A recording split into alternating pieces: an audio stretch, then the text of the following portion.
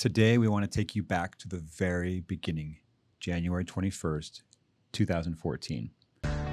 Welcome to the What Could Go Right podcast. We are your hosts, Erik Orton. And I'm Emily Orton. And here we talk about personal growth and sailing. In 2014, we moved aboard a fixer-upper sailboat and bootstrapped a year sailing with our 5 kids, and it changed our lives forever. We tell the whole story in our memoir, our book, 7 at Sea.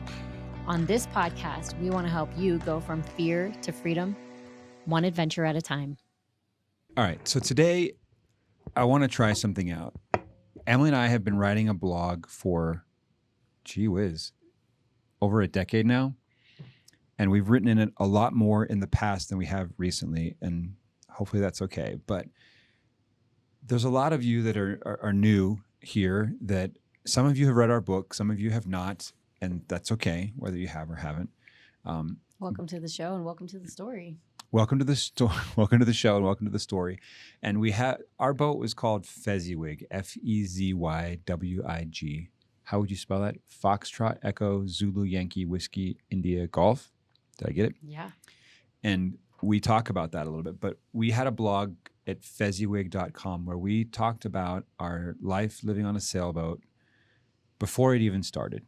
And the first entry was January 21st, 2014. And I thought as a throwback Thursday, it would be fun to go back and read this one and maybe a few others of some of our earliest blog posts. And we'll include a link to the actual blog post because we included a lot of pictures and they're good pictures. I remember we left at the beginning of January. Like we got out of our apartment, someone else moved in, and then there were snowstorms that delayed our departure. So that took us 3 weeks into January. Yeah, for sure. Mm-hmm. So I'm just going to pull this up here and read to you. So snuggle in for story time. This is a blog post called Frequently Asked Questions, The Beginning, January 21st, 2014. And then if we want afterwards, Emily, we can talk about it or not. We'll see. New Year's Day, we held a live music night at our apartment in New York City. And I'm going to explain here a little bit about what live music is. Everyone comes and plays music. Amateurs, professionals, kids, grandparents, talented, still learning. It's a great time. It was kind of a farewell to our friends and community here. Since we knew folks had lots of questions, I created a slideshow that ran on loop on a couple screens so people could get the lowdown. And I thought this might be a good way to kick off this blog. So here you go. And this proceeds to be just Q&A, where I'll ask a question. You know how when you go to those, like you have a gathering and you have a lot of small one-on-one conversations, and in not a bad way, but you end up repeating a lot of the same things to a lot of people. I just thought, anyway, I just put these questions on slides and they were on multiple screens in our apartment so people could wander into the living room or the bedrooms and kind of get the lowdown if they wanted to stand there and watch it long enough. First question, when are you leaving? Emily and the kids go to my parents in Virginia on January 12th. Our boat will be ready February 4th, so I'll stay here until then and keep working. I'll stay at the Meekums, who are our neighbors across the hall.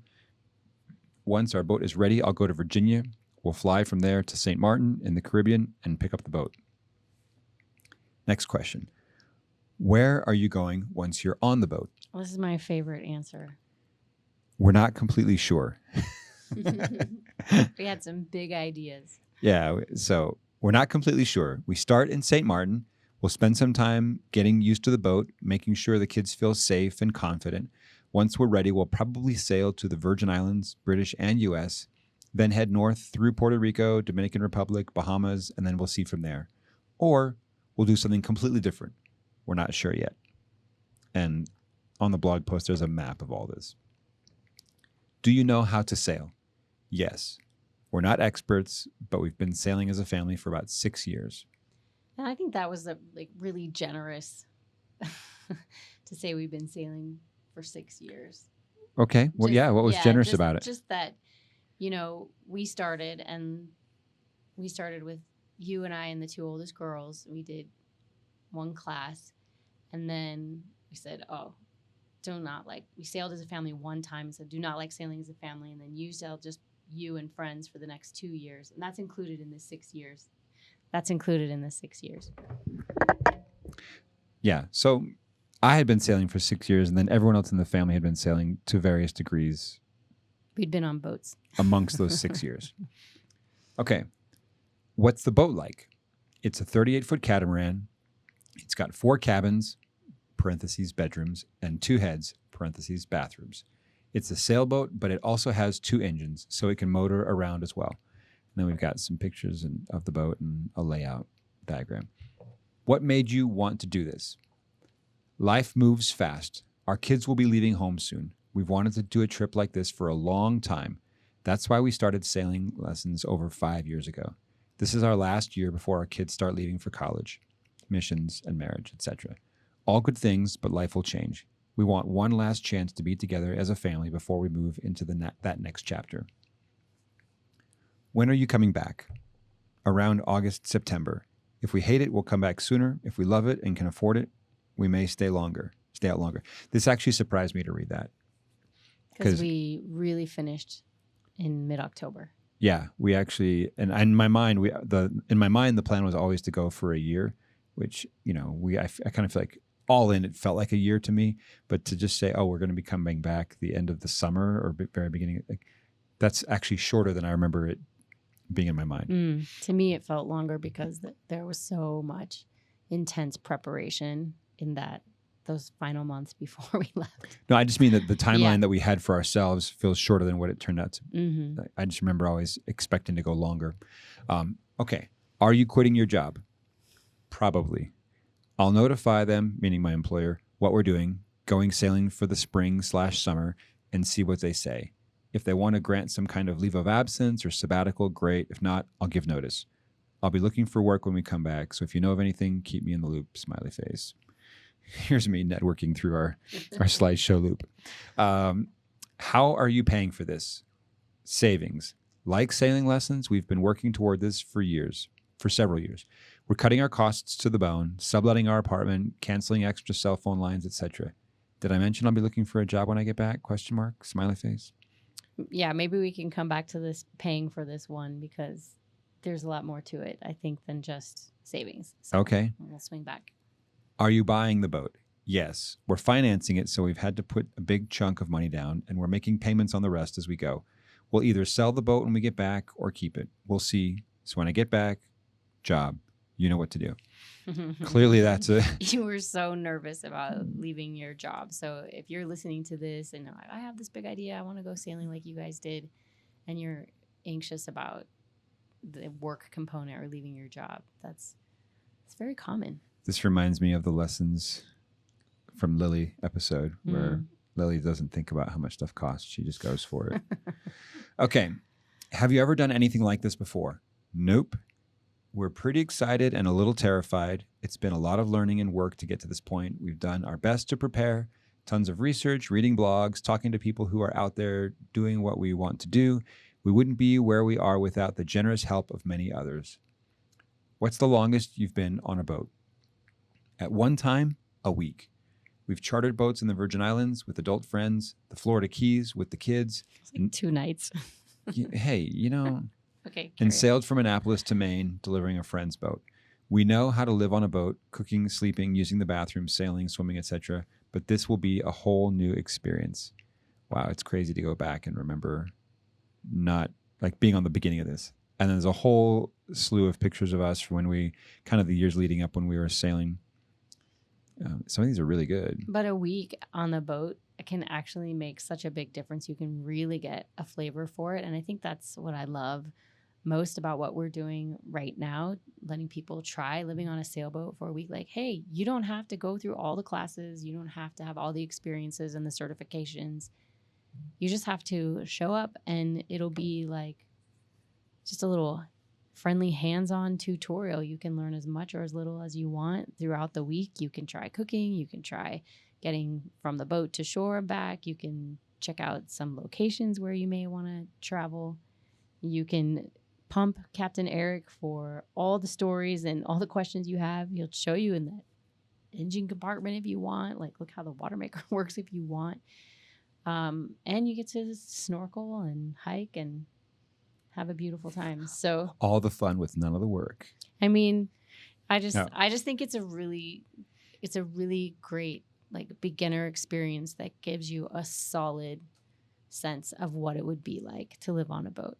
Yeah, for So. sure. And I wish we'd had it. Yeah. Okay, some short answer questions here.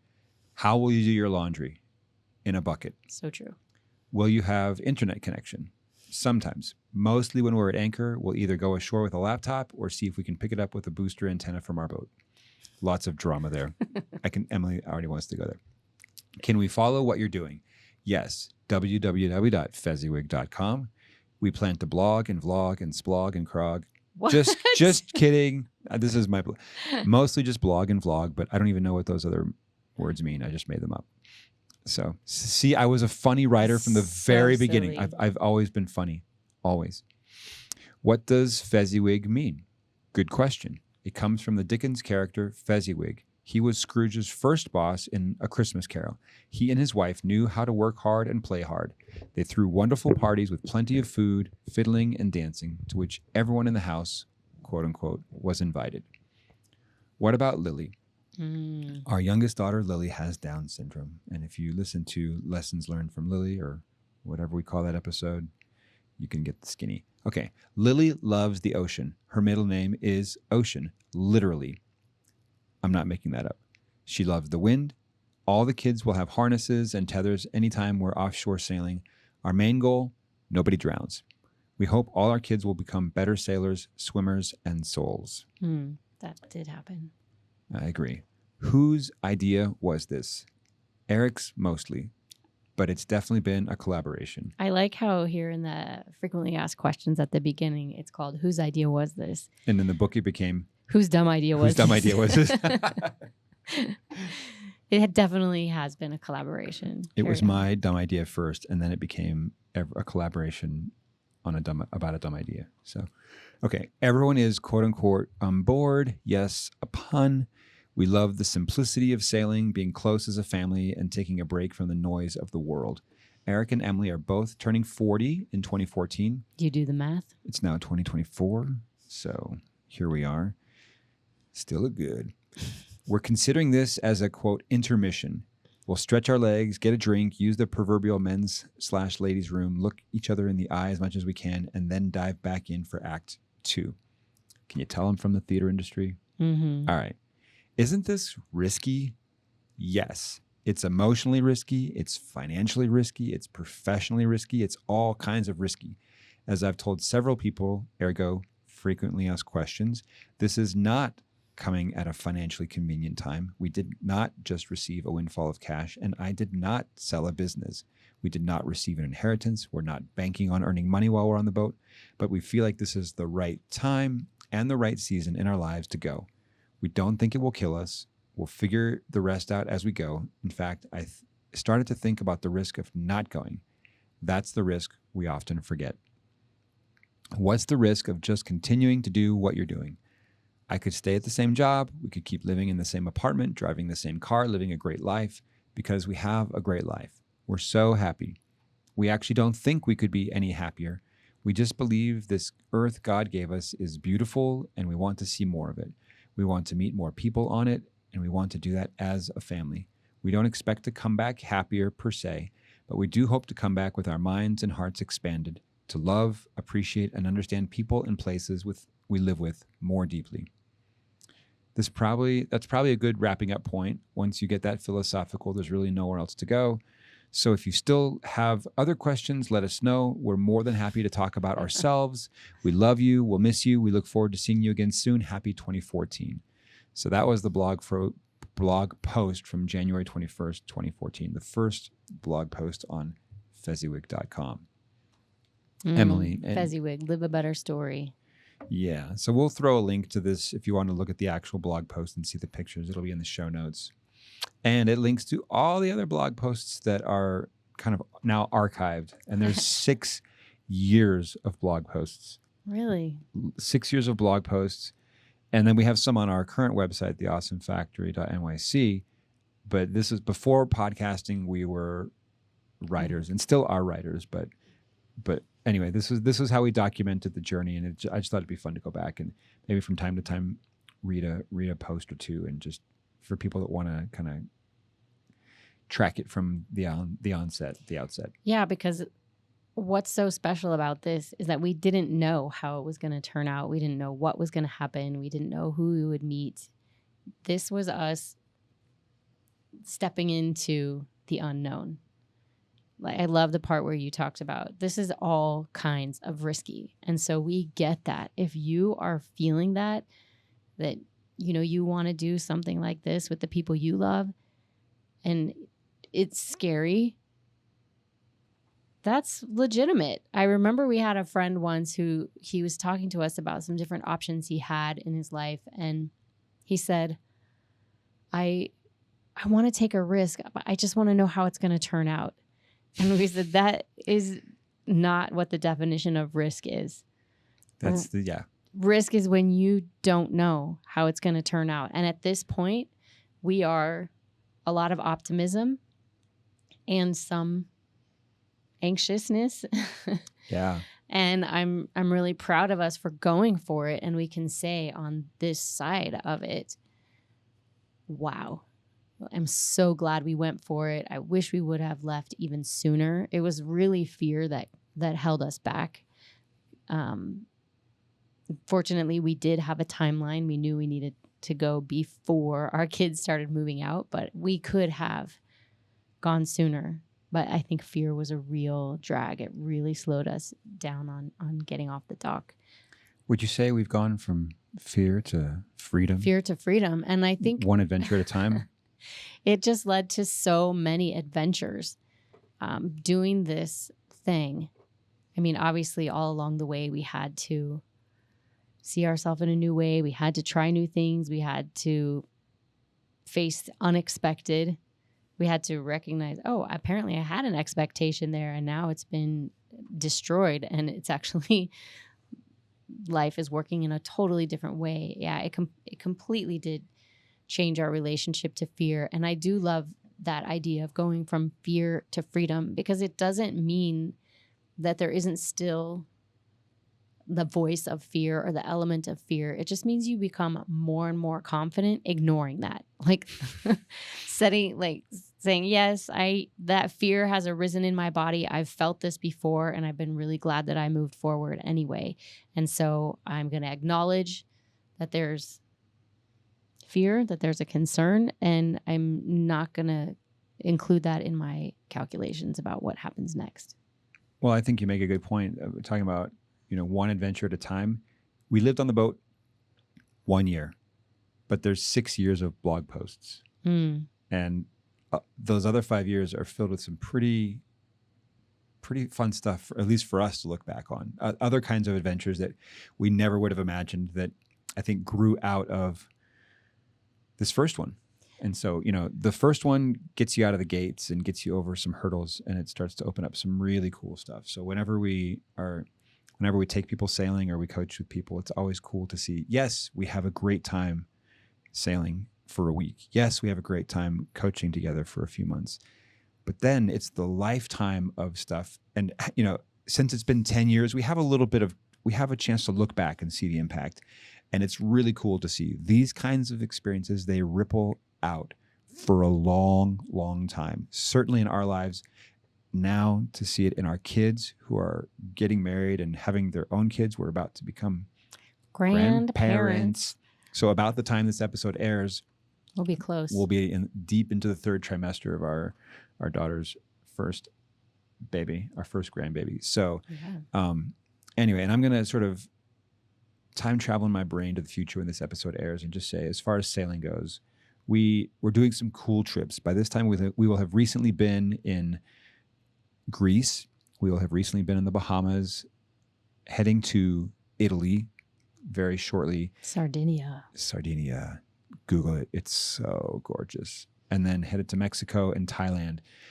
So you know what?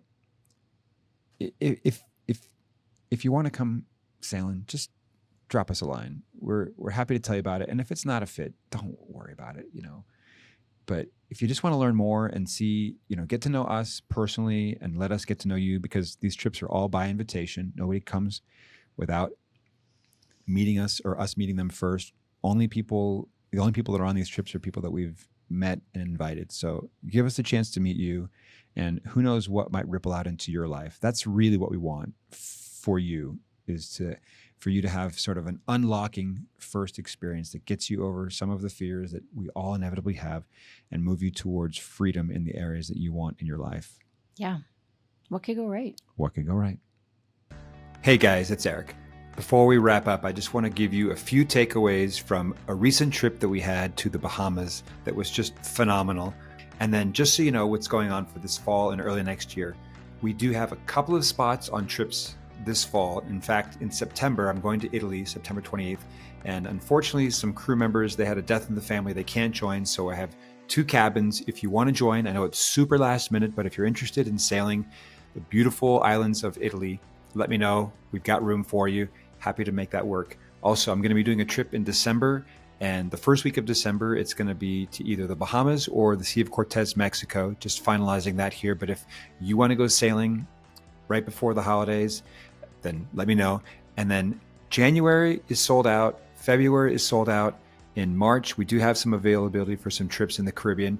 And then in the summer, we're going to be jumping and doing some trips overseas in Europe. So let me know what you're interested in. Drop me a line, hello@theawesomefactory.nyc, or go to our website, theawesomefactory.nyc/sailing, and we'll get you taken care of. Thanks. I'm just curious for you, how was it? What was something that was maybe something you were worried about, or something that was that a concern that you had before coming on the trip that maybe was a little bit different than you thought? I didn't have any concerns. I was concerned about getting sick, because the only other experience I've had was out to sea was getting sick, and it was not enjoyable. Kind of wrecks the whole day. But anyway, I think the thing that really was nice for me, that it's not a surprise, but to put a group of people together, all these people know each other except for us, and